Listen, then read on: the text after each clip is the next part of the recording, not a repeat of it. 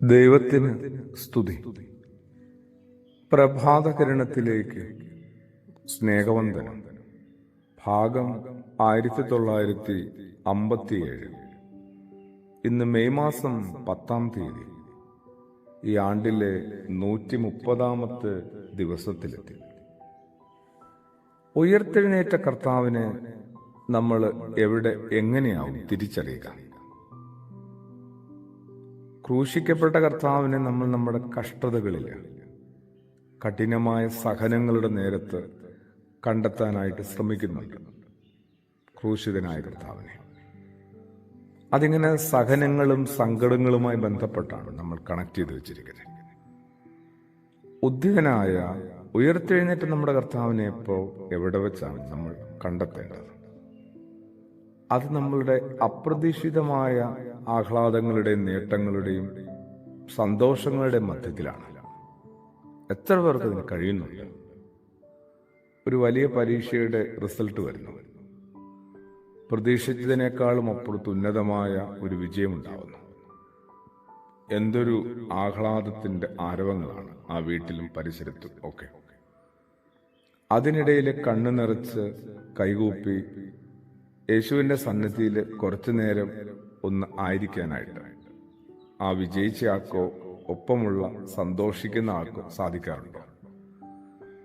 എൻ്റെ നിങ്ങളുടെയും ഒക്കെ നേട്ടങ്ങളുടെ, അപ്രതീക്ഷിതമായ സൗഭാഗ്യങ്ങളുടെ ഒക്കെ മധ്യത്തിൽ ഉയർത്തെഴുന്നേറ്റ യേശുവിനെ കൂടി ഒന്ന് കണ്ടെത്തണ്ടേ? അങ്ങനെയാണ് തിബേരിയസ് കടപ്പുറം നമ്മൾക്ക് സാക്ഷ്യം നൽകുന്നത്.